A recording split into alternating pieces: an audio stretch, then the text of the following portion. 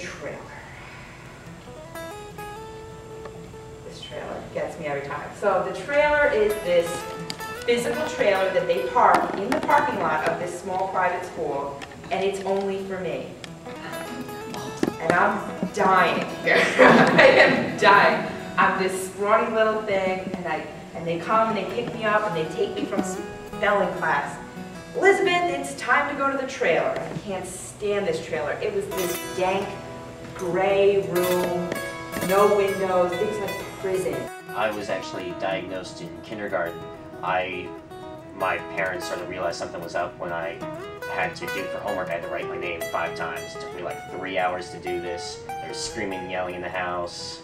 I was crying. My parents were crying.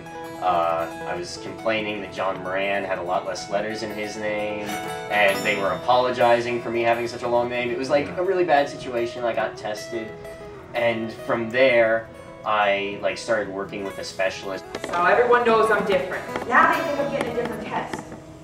Then I start doing a little bit better. Oh, well, she's doing better because she's getting a different test. No, not the case. Obviously, we all know that. I am held to the same standards, just got extra help.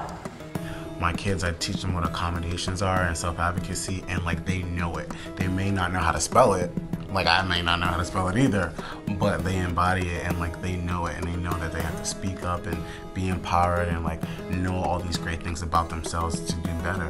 And I think that's one of the most important things. They get so much from it. And I get a lot from it, just seeing how much they get from it. Doesn't mean that you're not going to graduate high school, you're not going to graduate from college, you're not going to get a great job. You know, and have people see really the strengths and just see that it's a learning difference, not necessarily a disability that has to hinder you and define you for the rest of your life.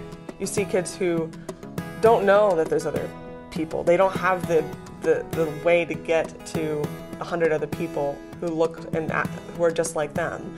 And we can bring that to them and bring that to their parents and bring that to their school, and you see immediate change, in that kid's eye when you say, I have a learning disability too and I'm in college, when they've been told their whole life that's not possible. This is what LD ADHD looks like. This is what I look like. And you see these kids who are not only defying a statistic, but they're thriving, and they're creating new statistics and becoming leaders and throwing out the stereotypes and saying, this is real, this is what the LD students of today are capable of.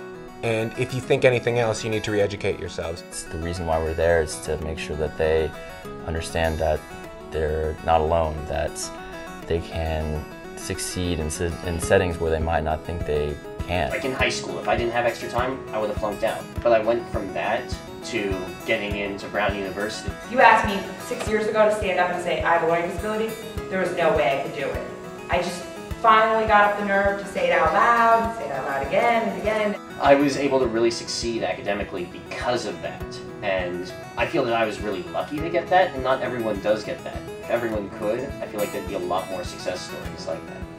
I love myself. I love what I do, I love who I became, and I'm really glad I am who I am. And I think a lot of people could learn from me. So, this is what success is.